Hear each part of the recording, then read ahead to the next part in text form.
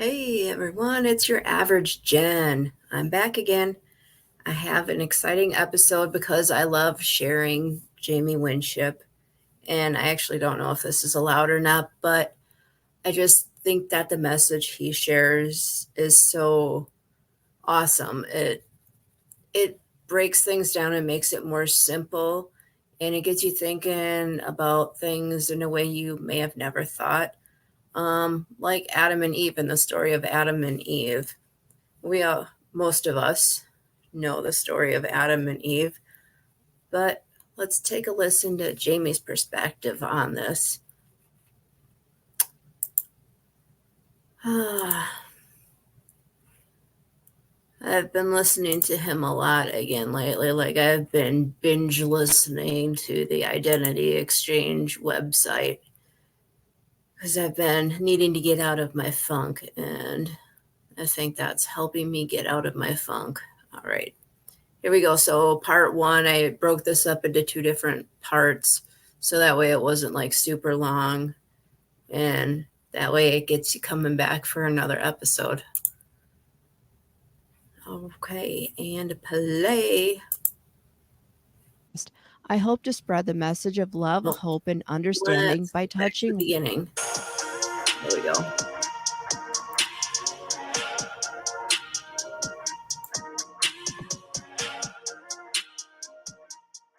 Welcome to the Weird Bible section of I'm Only Human, a podcast that is probably destined to become controversial if anyone actually listened to it.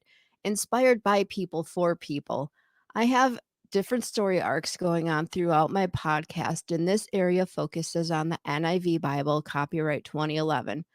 I'm taking things directly from the Bible and putting an average human perspective on history. According to the Bible, we were created in the image of this person named God. Well, there are plenty of other views on the topic too, but this one will remain focused on the Bible.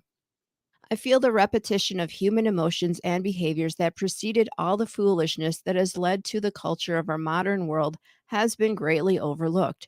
I will not be speaking in traditional religious terms, and I'm sure I'll be saying a bunch of stuff wrong too. My apologies in advance. I'm not trying to destroy religion. I believe we were all created equal. Somewhere along the line, we forgot about that. I believe there is more knowledge in the Bible than people realize. Join me on this exciting adventure. How does our modern world compare to the world in the Bible? Is God the biggest grifter of all time? I would like to state that I am not an expert. I get my knowledge by observation, evaluating, researching, and building on the things I learned from other people. I believe there is truth in science fiction, movies, and in children's stories. It's time to wake up. It's time to reprogram our thinking and change our world in a peaceful way. A link was sent to me from Dave Johnson of Lost Sheep Ministries International. And since then, I've been listening to all of this stuff on a daily basis. I've been exploring a website called Identity Exchange. In that website, there are different interviews, YouTube videos, and podcasts with content from a guy named Jamie Winship. He talks in a way that simplifies so much about life. He has spoken with Congress, politicians, world leaders, and kids. I don't know much about Bjork, but that is who he was compared to on a podcast. Jamie talks about how to overcome fear and how to learn how to hear from God. Wait, wait. Don't turn this episode off.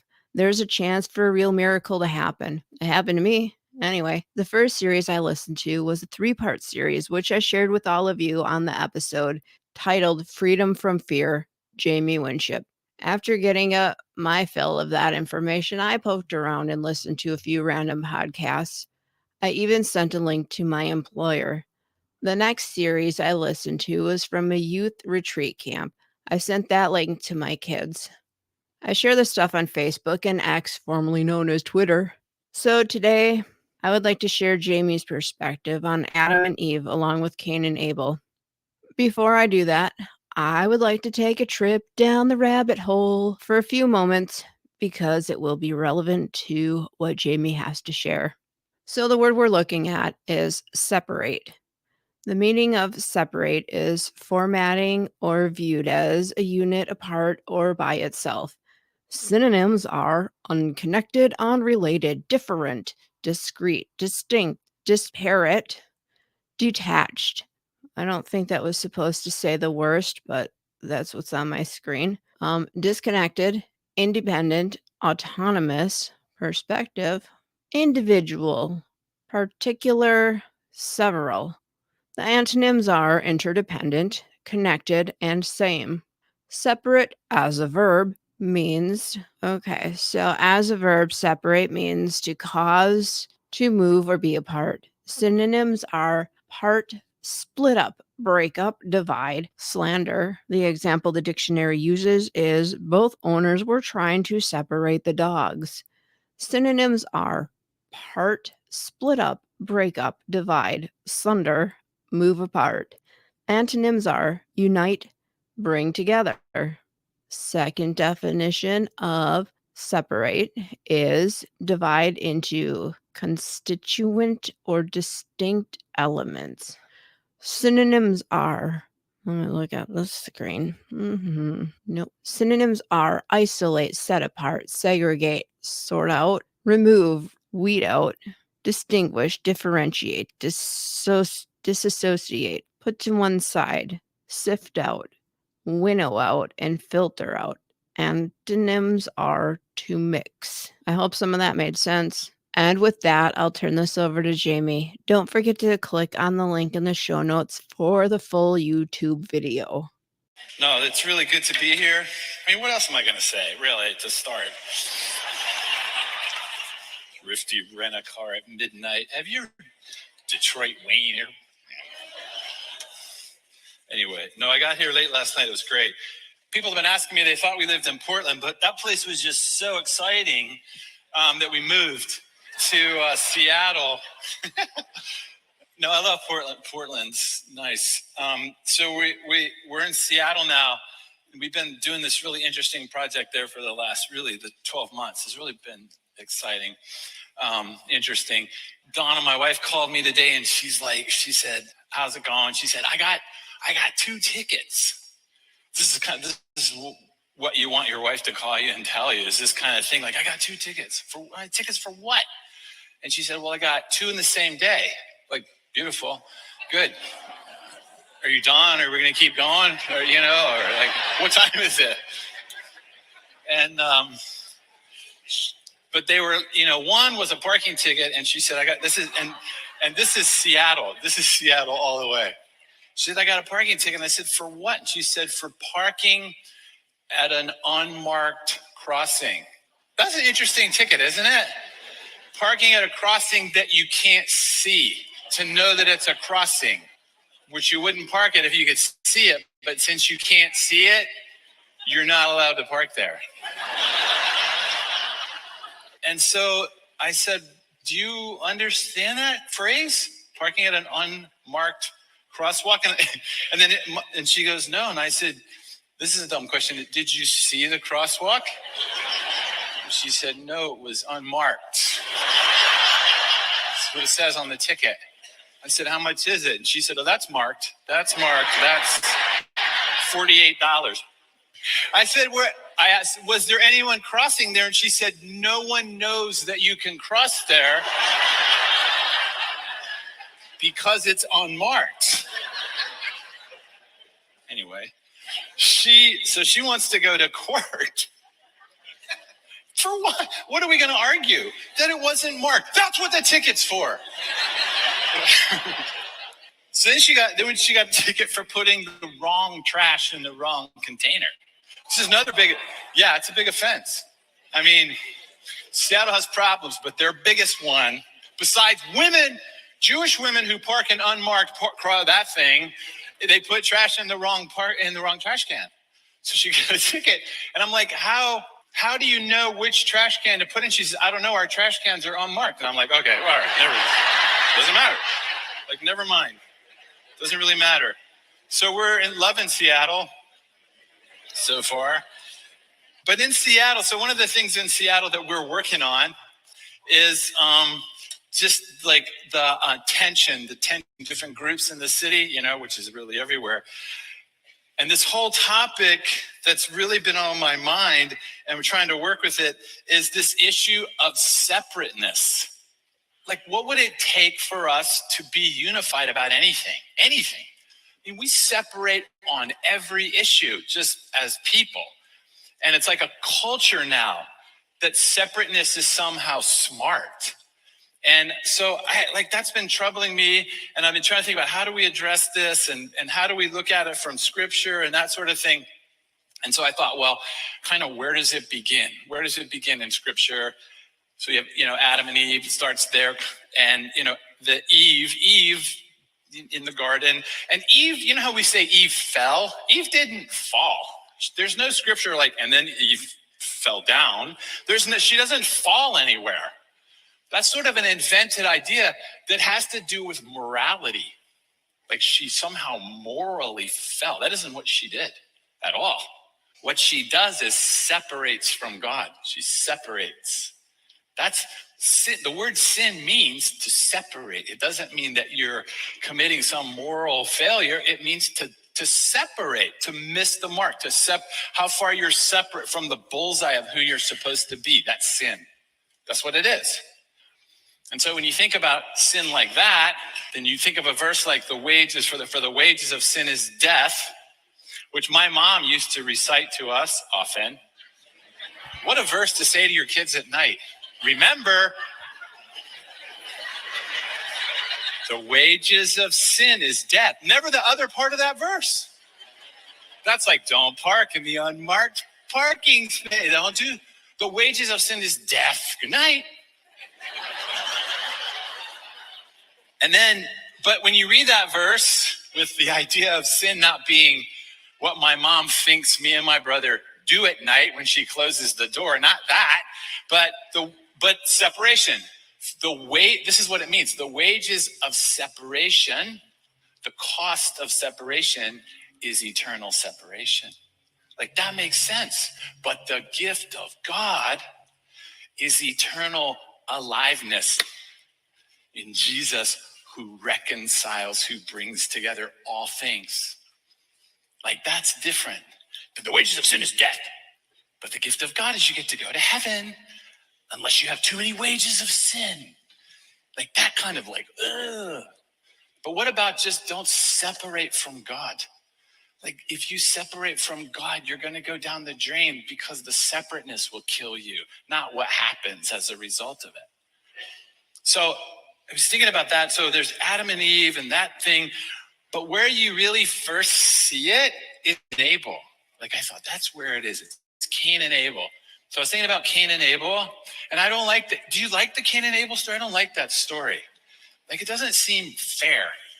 So Cain and Able, does anyone who's older, does anyone remember that magazine? I don't know if it still comes out, that magazine Highlights, that kids magazine. You know that? Yeah? Do you? I've never heard of it, but I've never, no. So we used to read it in the dentist office. Did you ever, so I associate it with hell, basically the magazine, but you already remember Highlights, cavities, which is the wages of sin, by the way. See how that all, so because we lived in a low income area, housing, we went to a dentist. I'm not sure that's what was his main job. When you're there, it's like, I think this was more a sideline, but he had these magazines in there. And you remember in those magazines, they had those little cartoons of those two brothers. Do you remember that? Do you remember their names? Those two little boys? Yeah. Wow. You have no life, do you? You know that. Wow.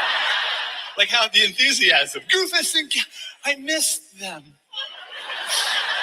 No, Goofus and Gallant, right? Exactly. And so that was one of the highlights. Is Goofus and Gallant, which is a comparison between a good kid and a bad kid, which we need, because my brother was definitely gallant. But so here's the kind of things. This is an actual little Goofus and Gallant cartoon. You know which one's the good guy, right? Gallant, yeah, just so, okay, it's kind of complicated. So here's Goofus. This is Goofus. I'm not kidding. This is like what we were looking at as little kids waiting to be tortured. Goofus is holding a frog by the leg, and he's saying, yeah. Oh my gosh, you should see how far it jumps when I poke it. Like, I don't know how much worse this kid can be. This is a sign of something to come. But here's what Gallant does. He has a turtle. This is what Gallant says. Mr. Turtle may be killed if I don't help him out of the road. See, Goofus just wants to prod some helpless frog for his own pleasure. But Gallant moves a turtle out of the road. Goofus interrupts his mother when she is talking with a friend. Goofus. Gallant waits until his mother is done talking about the wages of sin. So, like, do you think of Cain and Able like Goofus and Gallant? Like, that's sometimes how they're presented. Like, there's Abel, who helps Mr. Turtle out of the road. And then there's, Cain, the mark of Cain. Like, something's bad about, Cain is like, ugh, Cain, like that. Like, he's Goofus. But fortunately, they've updated this magazine. Did you know that? And here, this is the millennial Goofus and Gallant. I'm not kidding. People are groaning. Why? This is creativity at its highest level. Let's update Goofus and Gallant. There's a career. So Goofus live tweets his commute while driving.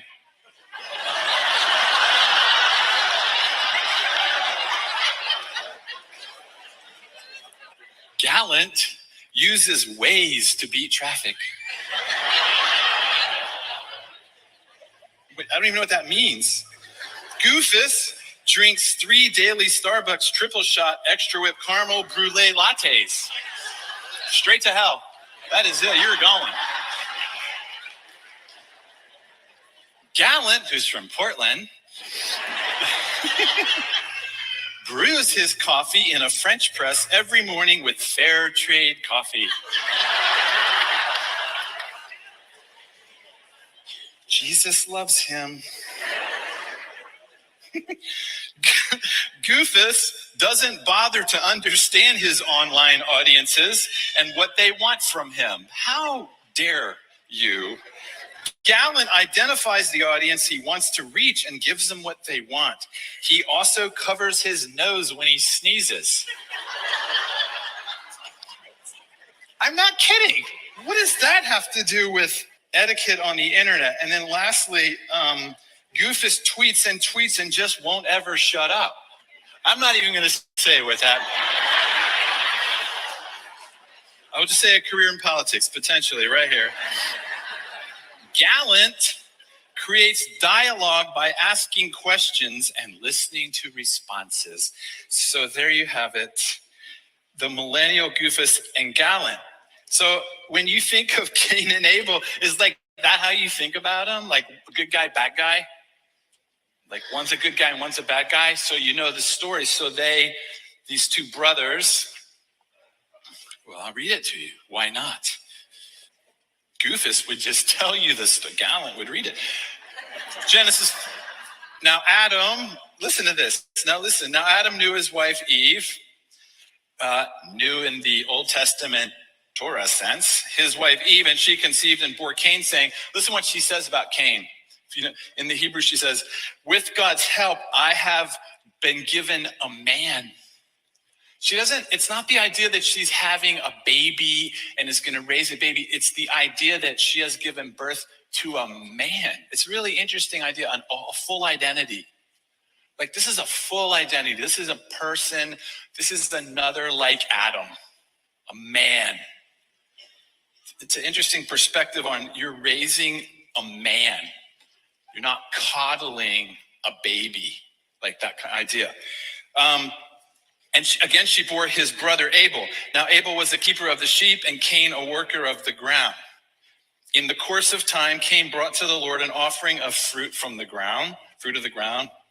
And also Abel brought of the firstborn of his flock and their fat portions. So there they are. They're the same. And so, if you know this passage and you've heard this passage taught and everything, it's like they're trying to figure out, like, why did God not regard Cain's offering that he brought? Well, so if you're looking at him, you have a guy that's a vegan, basically. So a guy from Portland that's bringing something to God, and a person from Michigan that's bringing something to God, and they're different. Cain is a tiller of the ground, it calls him, a tiller of the soil, and Abel is a tender of sheep. Now, you can read all kinds of stuff into that if you want, but we could say that what Cain is doing is pretty solitary, and what Abel is doing has the idea of relational. Like he's overseeing the care of animals. But even then, it's like, yeah, but so what? You know, so they bring their sacrifices, their offerings to God, and Cain brings vegetables and fruits, and Abel brings the first, the fat portions of what he's doing, the best part. There's a difference. Cain kind of brings what he has, and Abel brings the very best of what he has. Maybe, could be it. Maybe, I don't know though. Like, because when I think of Jesus, remember Jesus in the Gospels, and he's always doing this to the disciples. He's like, watch that person pray, watch that person pray. Who's the better prayer? You know how he does that to people? Like, who's praying better, this guy or this guy? Who? And the disciples, they're like, disciples, they fall for that every time. Like, after one time, I'd go with the underdog, go with the underdog. Like, I would be saying that, like, he's always with the underdog, pick the underdog. Like, how many times do you pick the rich guy? And it's like, wrong.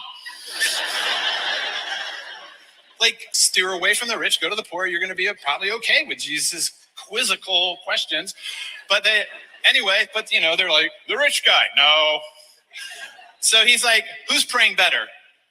This person that stands up, and does the amazing prayer. Like, wow, that was really a good prayer. Or this person that does this old, help me a sinner, that thing. Like, who's better? One's sort of the fat portions and one's just vegetables. And then he goes, no, that guy. Why this guy? Because he's praying with his whole heart.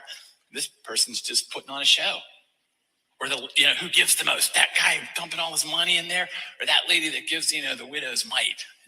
Like, we don't even know what that is, but has widow in front of it. It's got to be a little, small, whatever it is. Mite is little, like less. And then they're like, that guy, no. Why? Because she's giving from all that she has. She's given out of sacrifice. They're just given out of plenty. So it's more like that idea between Cain and Abel. It's like, who's giving? It's not what they're giving. It can't be right. Not what they're giving. And people are like, well, he's giving Abel's giving the idea of Jesus coming in the typology of Christ. I'm like, really? You think that's what Abel's doing? And Cain's like, I brought carrots. What'd you bring? The typology of the future Jesus in symbolic metaphoric form. And Cain's there with a carrot, he's like, oh. I doubt if that's what happened. And if it is, you know why Cain doesn't like Abel? It's like, oh, brother, here we go. I don't think that's it. I think it's something different. So how do we know? So if we look at this text here, it's because here's what it says. And Abel brought the firstborn of the flock and the fat portions. And the Lord had regard, it says. It had regard. But listen, the Lord had regard for Abel and his offering. Not his offering, Abel and his offering. But for Cain and his offering, the Lord had no regard or no respect, or the word actually there is, he doesn't see it. That's what it means. It's not like I disrespect that. That's not, it's like, what, you didn't bring anything. That's almost like what God's saying to Cain. You didn't bring anything. You didn't bring anything. It's not like you tried to bring me something and I don't like it because I don't like vegetables. But it's like he didn't see it. It's like, did you bring anything? Did you even show up? I mean, I know you're standing there, but actually you didn't even show up. Did you? Is this the real Cain? Who is this? I think that's what's happening there. So when we were working in the Middle East, a lot of times we just were given teams, or we just joined teams, or it depends on who we were working for and how we were trained. But one time, we were actually allowed to interview people that would be potentially working with us in the scenario that we were going to work in the Middle East in this one year. It turned out to be many years, but the beginning part of it. And so I didn't get to actually pick the people, but I got to interview the people that were being considered. So I thought, well, that'll be exciting. Because I happen to just be the senior person, which means nothing, trust me, except you're older than everybody else. That's what it actually means. Are you the senior person? Yes. You're older. Well, right, yeah. Doesn't mean you know smarter. But so they come in, so I'm looking at their resumes, and they're like pretty impressive resumes. So the first guy comes in, and his resume, I'm looking at his resume, and he has 2 master's degrees, one in ancient languages and one in something like global leadership. Whatever that, I don't know what that is. You lead globes around. I don't know, what is that? And so I'm looking at it, but it's an impressive, like he's, cum laude and all that stuff. And I'm like, wow, this guy's going to be good. He comes in, we're talking. He's young. He's about probably 15 years younger than me. And he's sitting there, and I said, so you've got some pretty decent experience. Like, so we're going into the scenario. The scenario we're going into. We're going to be there kind of over 12 months. I need to know, like, what are you thinking in terms of strategy for how you see yourself working out this role? This is what he says. He says, well, what I'm thinking about is getting a van. Like, already I'm like, where'd you go to school now again? Princeton? Is that where you went? Yeah. And this is, you're okay, all right, go ahead. You're going to buy a van there in the Middle East. Yeah. He goes, I'm going to fill it with lawn chairs. I'm like, okay. And I'm going to drive it around at night in the desert. Okay. Doesn't this sound like something on Saturday Night Live that you've heard before? Like, yeah, I'm going to drive, and I'm going to, at different locations, at different times, I'm going to stop the van, unpack the lawn chairs, put them in a circle, and wait to see who shows up in the desert. I was like, okay, we're going to lose if you're on our team. We're going to lose. We're not going to win. That strategy is not going to win. That strategy doesn't even make any sense at all. But I'm going to say it back to you so you hear me say it. You're going to get there. You're going to buy a van, fill it with lawn chairs. He goes, well, it could be chaise lounges. Whatever. Some recline, some don't. I don't think that matters to the plan, does it? Because you're going to be there at night, right? You're going to drive around. Yeah, change locations. Yeah. So that you can't be discovered by patrols. I get that part. And you're going to set up the chairs and see who comes. Yeah. And he goes, oh. And when they come, I'm going to teach them how to hear from God. Oh, good. Okay, now I get it. And that's your plan. That's my plan. Okay. All right, that's not going to work. Okay, good. So that's what he's offering to God. I mean, carrots looks better than that offering right there. Like that. What is that? The next person comes in, this young woman. It's actually her and her husband. She comes in first. She introduces herself. I'm looking at her bio. She's from down south. and she's looking at me, and I start to talk to her, and she's very Southern, and I'm just like, okay, so what we're doing, we're working in this region. So far, we have one guy that's going to drive a van around at night. I don't know what he's going to do exactly, but so I'm curious what you're thinking about. This is what she says to me. I am not kidding. I'm going to bring all these people for you to meet one day. This is what she says to me. Are you looking at my eye? And I said, what? She goes, this eye, are you looking at this eye? Well, she had a wandering eye. I was not going to say anything about it. That's what she said to me. She goes, I have a wandering eye. And I was like, well, I don't know which one it is, but no, I wasn't going to talk about it. No. And she goes, because people stare at my eye and it freaks them out. And I'm like, and next? Who's next on our... I didn't even get to her plan. Like, that's what she said. I'm like, your husband here? Yeah. Can I talk to him now? So, I knew it'd freak you out. Like, it's not your eye, trust me. And then the third person comes in. So we actually had a team of 8, but I'll stop at number 3 because it just gets worse. In closing, I would like to say that the opinions expressed here were strictly of my own making, or by my guests. Take what you like and leave the rest. You may come to realize that you may not like me or what I want to share, but let's talk to each other, reason things out, but let there be no gossip or criticism of one another. Instead, let the fellowship of ethical human behavior and the serenity from positive human interaction help you grow and chill out, one experience at a time.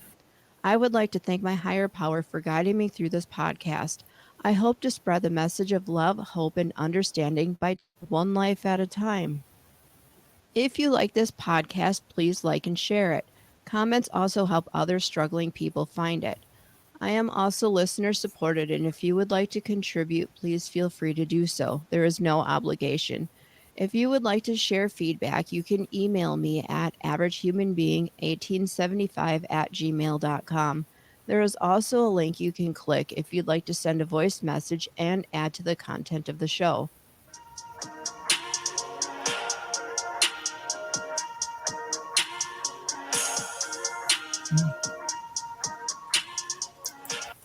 Okay. So, was that a lot of fun or was that a lot of fun? I thought it was entertaining. And so I'm going to be quiet and log off, sign off, so that I can record the next part of it. All right. Pause. All right. Let's try this again. All right. See you in the next episode.